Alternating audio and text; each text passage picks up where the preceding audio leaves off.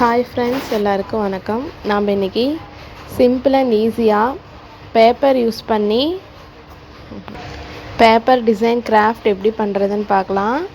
First square ஷேப்பில் ஒரு paper எடுத்துக்கோங்க. கலர் இல்லைன்னா ஒயிட் ஷீட் எடுத்துக்கோங்க.